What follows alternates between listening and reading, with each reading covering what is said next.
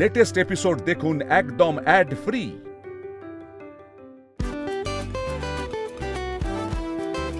দিদি টেবিলটা হ্যাঁ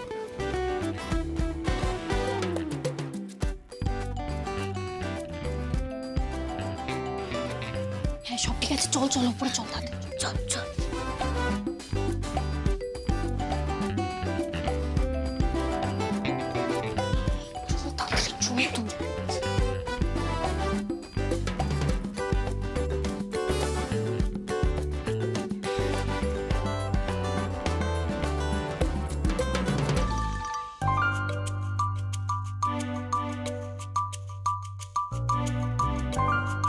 ভগবান, যেরকম গরম তেমনি ভিড়, কেউ কাউকে জায়গা ছাড়বে না।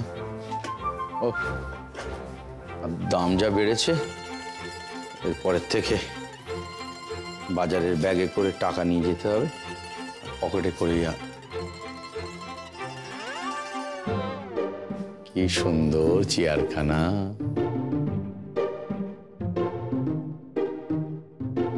নিশ্চয়ই পরিয়ে এনেছে।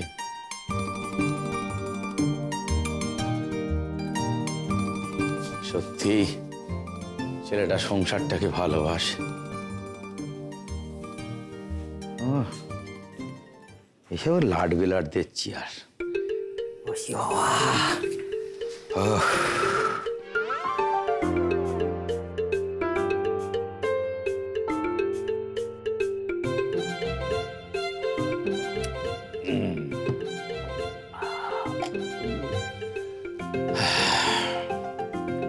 কতক্ষণ লাগে গো বাজার করতে?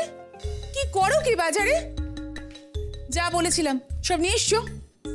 এনেছি। তুমি শুধু বাজারটাই দেখলে গিন্নি, বাজারের পাশে পচার কচুরির দোকানটা দেখলে না? গরম গরম কচুরি। আজকে ওই যে টায়ারটা পাঞ্চার হয়ে গেল, সেটা আবার সারিয়ে তারপরে আসতে হলো।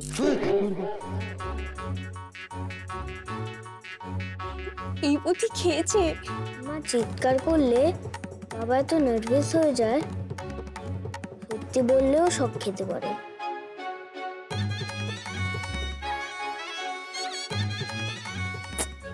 কেটে হলো।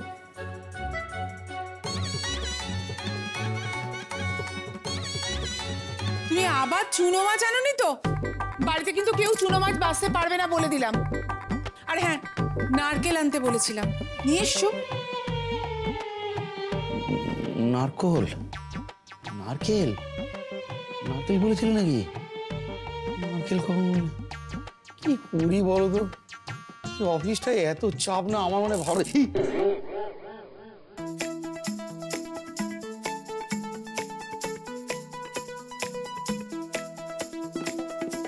আর এই চুনো মাছগুলোকে নিয়ে চিন্তা কেন করছো? রাতের জন্য এনেছি, রাত্রিরে করলেই হবে। তুমি তো লাফাচ্ছ কেন বলো তো? কি হয়েছে? একটু শান্ত হয়ে ধীর হয়ে বসো না। আচ্ছা, এর মধ্যে ইলেকট্রিকের কাজ করতে এসেছিল? কই না তো। কাজ করতে আসেনি না? আমাকে একটু চা এনে দেবে? আবার চা? বসো, আনছি। এমনি এতটা বাজার করে একটু চা চেয়েছি করে। চা? আমার চা? আরে তোরা চা খা না, চা খা, আমাকে চা খা। জীবনটাকে জেরবার করে ছেড়ে দিল, কোনো কথা বলে ছাড়তে খাই খাই খাই খাই খাই খাই। এই জন্য আমার একদম বাঁচার ইচ্ছাটা চলে যাচ্ছে।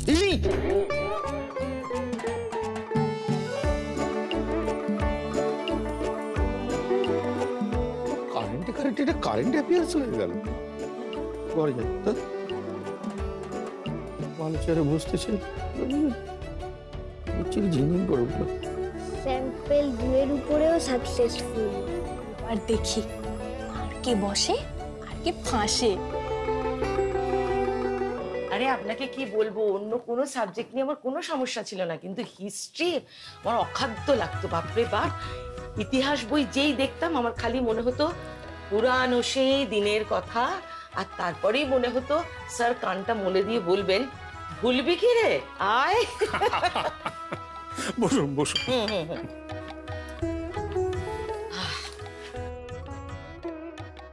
কিন্তু কত ইতিহাসের সঙ্গে তো সম্পর্কিত আপনাদের পরিবার। কোন ইতিহাস? ওই যে মাস্টারদা, তার ছায়াসঙ্গী বিনোদ বিহারী আপনাদের যেন কে? ও হ্যাঁ হ্যাঁ, মানে আমার সেই দুঃসম্পর্কের কাকুর দাদু। সে দেখ বিরাট ইতিহাস।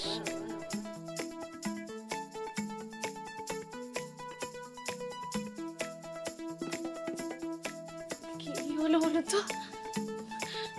আসলে কি জানেন তো, মানে বুঝতেই তো পারছেন না, এই ধরনের কাজগুলো তো খুব রিস্কি। যতই ক্লোজ হোক না কেন রিলেটিভ, এই ব্যাপারগুলো খুব একটা ডিসক্লোজ।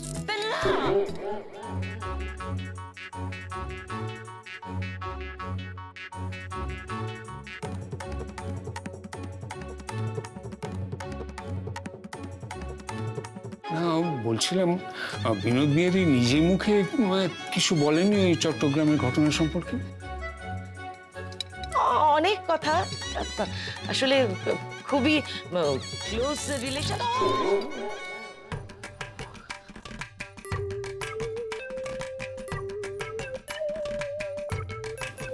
বলছি যে আপনাদের সঙ্গে এখনো যোগাযোগ আছে? হ্যাঁ, কেন থাকবে না, আছে তো, একদম ডিরেক্ট কানেকশন। তো আপনার ডাউট আছে? আরে না না না, আমি এমনি জিজ্ঞেস করছিলাম। আপনি বসুন বসুন। না না না, আমি আর বসবো না। ফোন, আমার ফোনটা না ঘরে রয়েছে, একটা অত্যন্ত ইম্পর্টেন্ট মিটিং, মানে ওর সাথে কনফার্মেশনের ব্যাপার আছে, ফোনটা করতে হবে। আমি ফোনটা একটু নিয়ে আসি।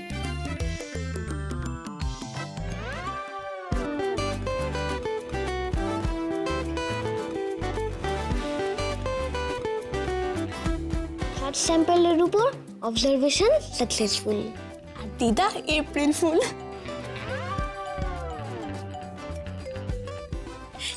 শোনা 10টা শাড়ি আমাকে কিনে দিতে দেবে। আরে 10টা কি, তোমাকে আমি 20টা শাড়ি কিনে দেবো, সব দামি দামি, বুঝতে পেরেছো? দামি দামি। কি হলো? কিছু দেবো দেবো, তোমায় 20টা শাড়ি দেবো, বাউইকে 30টা।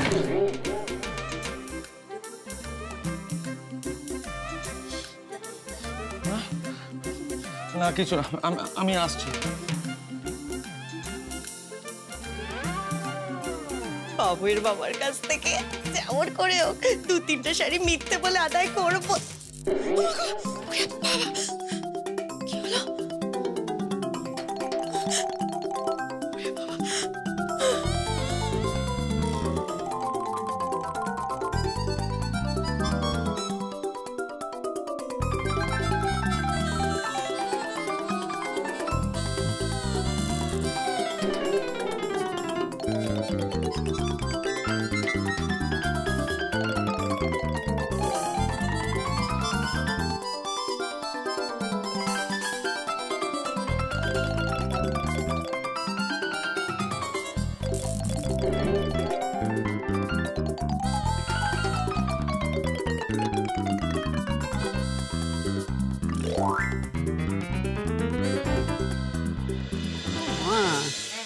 মিনতি, খাসা হয়েছে তো চেয়ারটা।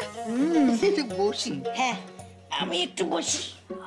তুই আমার রানীর মতো বসে পড়লি কেন? সারা বাড়িতে এত কাজ পড়ে রয়েছে, তোমার তো এখন টাটা থই থই করে করে কাজ করার কথা। ও বাবা গো, আর পারি না, কি গরম।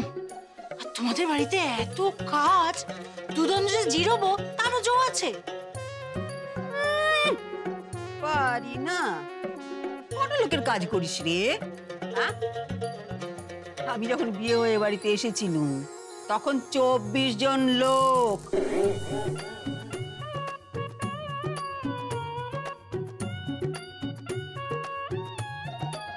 দুশোটা রুটি জল খাবারে করতে হতো। কেমন একটা লাগছে?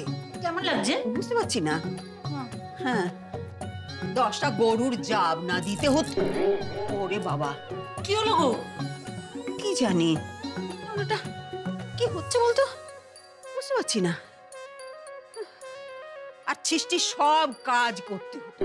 ওরে বাবা রে, ওরে বাবা, কি হলো মাসি, কি হলো?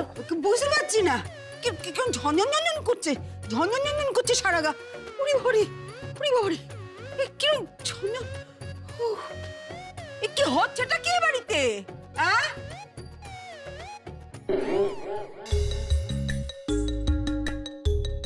ঝিনঝিন মানে ওই বড় গোপাল বাড়িতে লাইটের গোপালকে প্রণাম করতে গিয়ে তখন এরকম ঝিনঝিন করেছিল। বৌদি, তুমি চেয়ারে কি করেছো বলো, সত্যি করে বলো বৌদি, আমি কিচ্ছু বলবো না, বলো। নিশ্চয়ই কিছু করেছে মাসিমা, নির্ঘাত করেছে। ওই চেয়ারে একটা কোনো কায়দা করেছে আবার। বৌদি, কি করেছিস তুই? এই চেয়ারে কেন কেউ বসতে পারছে না? কি করেছিস? বুঝতে কেন পারবে না, বুঝতে পারবে। বসে মিথ্যে কথা বললে শক লাগবে।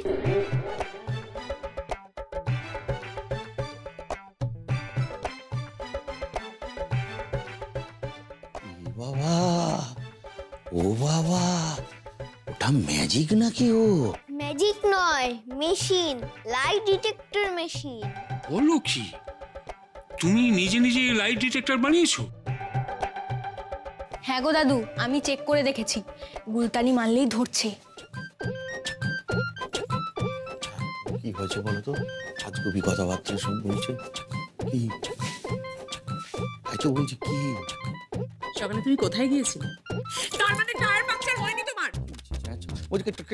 না হয়নি, 100%। কি বলছো তুমি বাবা? এত বড় একটা প্রেক ওর মধ্যে ঢুকে গেল, তারপরে তুমি বিশ্বাস করো, পচার দোকানের ওখানে চলো, পচার দোকানের সামনে টায়ার পাঞ্চার, বিচ্ছিরি অবস্থা। একটা বাচ্চা ছেলে কি বলছে সেটা পচা টচা কাউকে চিনি না। না, এভাবে নয়, বাবাকে ওই চেয়ারে বসিয়ে জিজ্ঞেস কর। ঠিক বসো। তো বাজে ছেলে, কাজ ছেলে। বাজে কথা বন্ধ করে বসো। আমি তো বসো। তো বসছি। আরে কি আজে বাজে যন্ত্র বানিয়েছে, মেশিন বানিয়েছে, সেখানে আরে মানুষের চেয়ারে বলবে, সত্যি কথা বললো, মিথ্যে কথা বললো, পেছনের কথা বললো, কারেন্ট কেন খাবে? এবার তুমি আমাকে সত্যি করে বলো, টায়ার পাংচার হয়েছিল না হয়নি? এটাই বলার জন্য আমি তোমাকে বলছি। আমি গিয়েছিলাম বাজারে, তারপরে বসো। আর বসতে পারবো না, ভয় করছে, কারেন্ট খাও। আমি প্রুফ করে দিতে পারি, কেউ এটায় বসে সত্যি বললে কিচ্ছু হবে না। এটা ফুল সাইজ, কোনো বুজরুকি নেই। আর কেউ রাজি না হলে আমি বসে ওই পরীক্ষার গিনিপিগ হতে পারি। এই না কাকা, একদম না, ফুল বডি থত করে কাঁপছে, একদম রিস্ক নিও না। আমরা কিন্তু উপর থেকে সবই দেখেছি, কে কে চেয়ারে বসেছে আর কে কে কারেন্ট খেয়েছে। কথা বলো কে এগিয়ে আসবে আমার ইনভেনশনকে ফুল প্রুফ করতে। এসো, বিজ্ঞানের সাথে এগিয়ে এসো।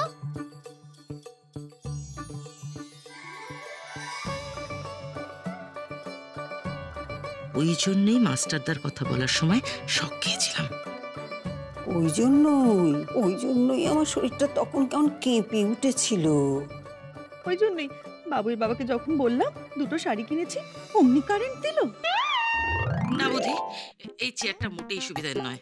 আমি জীবনে প্রথম আমি প্রমথকে সাপোর্ট করছি। আমি সরি বুধি। তুমিও ঠিকই বলেছেন উনি। বৌদি, তুই এটা কি বের করলি? সকলকে কারেন্ট মারা। আচ্ছা, এতে যদি কারোর বিপদ হয় তখন? বৌদি বাবা, এ তুমি কেমন চেয়ার বানালে বাবা? এবারে সবাই তো এবার মিনিটে মিনিটে আমাকে ওখানে বসাবে। না না না না, বলছি এটা বাচ্চা কাচ্চার বাড়ি, বিরাট বড় অঘটন ঘটে যায় যদি কিছু। ঠিক ঠিক, এদিকটা তো ভেবে দেখিনি। খুব জোরেও লাগে না। না লাগছে, আমি খেয়েছি, চড়ং চড়ং করে মারছে। এ দাদা দাদা, বলছি কি, বাচ্চা কাচ্চা আছে তো বাড়িতে? হ্যাঁ, বিরাট বিপদ হয়ে যাবে, বিরাট। এটা আমি রাজি। আমি একটা প্রস্তাব দিচ্ছি, সেটা হচ্ছে চেয়ারটা এখানে সিঁড়ির নিচে ঢুকিয়ে। তুই ঠিক কথা বলছিস, ঠিক আছে, একদম ভালো। গ্যালিলিও কোপার্নিকাসের সাথে যেমন হয়েছিল, তোমরা আমার সাথে তাই করছো। তাই তো, তুমি না করলেও তোমার মা আর পরে আমার সঙ্গে তাই করবে। বললে? ওই কারেন্টের কি অবস্থা হলো বলতো, সারা শরীর ঝনঝন করছে, মাথা কোনো কাজ করছে না। বলি আবার দাঁড়িয়ে আছিস কেন, চল কে নিয়ে যায়, এই জিনিসটা রাখা যাবে না। সত্যি লাইট ডিটেক্টর। বাবা লাইট ডিটেক্টর হোক আর কোনো কোম্পানির ডিরেক্টর হোক, এখানে রাখা যাবে না। এদিকে এসো, একদম জেদ করবে না। যাও চুপচাপ ওপরে চলে যাও, যাও। বেশ, এবার সবাই চলো, ভোরবেলাতে উঠতে হবে তো সবাইকে, মহালয়া। চলো চলো চলো, এবার সবাই চলো।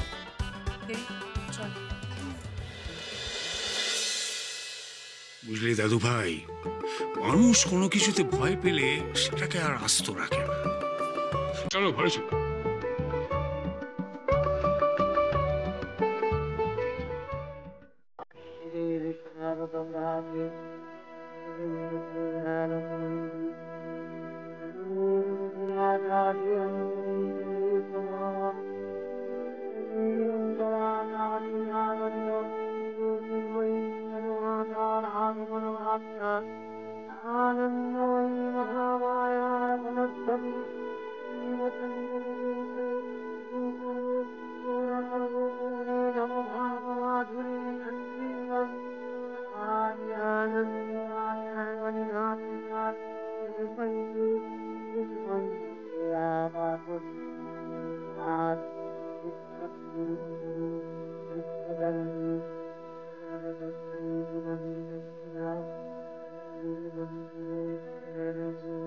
লাস্ট সেই পুজো এসে গেল, আর এসে গেল সেই ফিলটা।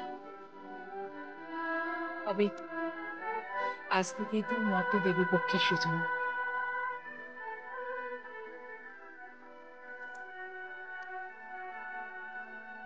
সবাইকে ভালো রেখো মা, সবাইকে ভালো রেখো।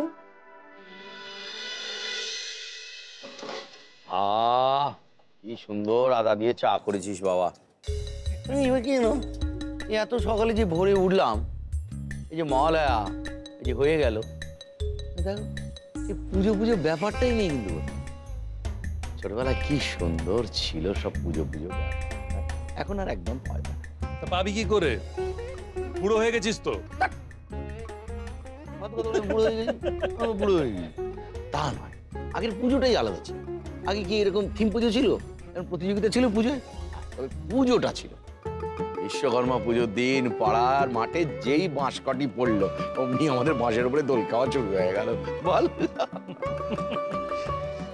সেদিনও নেই, এখনকার মানুষের আর সেই সময় কোথায়? হ্যাঁ, আমরা তো ঘন্টার পর ঘন্টা কাটিয়ে দিতাম শুধু ফড়িং দেখে দেখে। এখন যে আর পারি? হ্যাঁ, কেন পারবো না, সেই পারবো। পুজোর 4টে দিন দেখতো এরকম ফড়িং ওরা দেখায়। আমি কি ভুলে গেছি বলো, যে তুই আমাকে গাছে চড়া শিখিয়েছিস, আমি ভুলে গেলাম। বলছি এবার কত চাঁদা কাটলো রে? ওই তো বললো দুপুরের মিটিং এর পরে কাটতে বেরোবে। আগে হিসেব করুক কত খাবে, তারপর সে না পুজোর টাকার হিসাব দেবে। যেহেতু সকাল সকাল দোকানে বসে এসব আজে বাজে বকো না তো। তারপরে কে কোথায় শুনে নেবে, কি করে দেবে, তারপর দোকানে এসে যত ঝামেলা করবে। পাড়ার মিটিংটা হবে কোথায়? ক্লাবের মাঠে। কালকের রাতে বৃষ্টিতে তো ক্লাবের মাঠ পুরো অ্যাকুরিয়াম হয়ে গেছে। এরপর মিটিং করলে কিন্তু অনেকটা দেরি হয়ে যাবে। আজকে তো তাও ছুটির দিন বলে সবাইকে পাওয়া গেছে। সেক্রেটারি সকালবেলা ক্লাবের গ্রুপে মেসেজ পাঠিয়েছে, বলেছে তার নাকি ঢুকতে দেরি হবে, আরো 3 জায়গায় পুজোর বাজেট করে দিয়ে আসতে হবে। আরো 3 জায়গায় আমদানি করতে হবে। যেটা তুমি না জেনে উল্টো পাল্টা বকো না। এমনি মিটিং করার জায়গা পাওয়া যাচ্ছে না, সেটা নিয়ে ভাবছো না, আর সকাল থেকে সমানে দোকানে বসে উল্টো পাল্টা বকে যাচ্ছ। চেঁচামেচি করার দরকার নেই, মহালয়ার আমেজটাই চলে যাচ্ছে। মিটিং এর জন্য জায়গার সমস্যা হচ্ছে তো, জায়গা সমস্যা হচ্ছে তো, মিটিং হবে আমার বাড়ির উঠোন। খুব ভালো কথা। শুধু একটা কথা, আমি যে বলেছি যে আমার বাড়ির উঠোনে মিটিংটা হবে, এটা যেন আমার বাড়ির কেউ না জানতে পারে। ঠাকুরটা তাহলে তোমাদের থেকেই ধরলাম। হ্যাঁ ঠিক আছে, কিন্তু মায়ের মুখ যেন মিনময়ী হয়। আরে হ্যাঁ হ্যাঁ, সে হবে, বায়না করা তো হয়ে গেছে। হ্যাঁ, আমাদের ক্লাবের সেক্রেটারি নিজে মাঠে নেমে পিচের মাটি দেখে তবে ঠাকুর সিলেক্ট করেছে। তাহলে বাজেটটা মোটামুটি হয়ে গেছে। আর ওই ধনলক্ষ্মী জুয়েলারির অ্যাডটা ধরলে আরো 10,000, মোটামুটি ওই 4-4.5 লাখ টাকা বেরোবে না? কি বলছো পচাদা তুমি? দা এতে তোমার ওই 200টা কম্বল আর বস্ত্র বিতরণ হয়ে যাবে? আরে না না, ওগুলো তো প্রত্যেক বছরের মতন বটুক বস্ত্রালয় করেই দেয়, আর ওই জন্যই ওদেরকে চাঁদাও কাটা হয় না। বলছি এই যে এত ভলেন্টিয়ার রয়েছে, হ্যাঁ, এই যে এত খাটাখাটনি করবে, সন্ধ্যের টিফিনটা কিন্তু তুই দিবি। এটা দীপালি দি, এবারে পুজোর জোগাড়ের দিকটা কিন্তু তোমাদের দুই বউকেই দেখতে হবে, আর 2-3 জন থাকবে তোমাদের সঙ্গে। নাম শুনে তো অনেকেই হ্যাঁ বলে দেয়। মনে আছে গতবার তো পুজো শুরু হয়ে গেছে, তখন নৈবেদ্যটাই সাজানো হয়নি। আর শোনো, ওই সকলকে না একটু হাতে হাতে কাজ করতে বলবে, ওই যেন বসে বসে হুকুম না করে। ও মা গো, আগের বার তো সে এমন একখান বটি দিয়েছিল, সে বটি দিয়ে পেয়ারা কাটবো না পেয়ারা দিয়ে বটি কাটবো সেটাই বুঝতে পারছিলাম না। এ আর এমন কি, পুজো দেখেছিলাম বটে, সত্যি ট্রাক ট্রাক ফল একদম। কিসের পুজো? কোথায় পুজো হচ্ছিল গো দিদা? দুর্গা পুজোয় ওই ফলের বাজারে পুজো হচ্ছিল। মা গো আমার, 4.5 লাখ টাকা পাড়ার প্রত্যেকটা ঘরে ভাগ করা হলে করে উঠবে 3,359 টাকা। আসিয়াছি ত্রাতা, বসে পড়ো ভ্রাতা।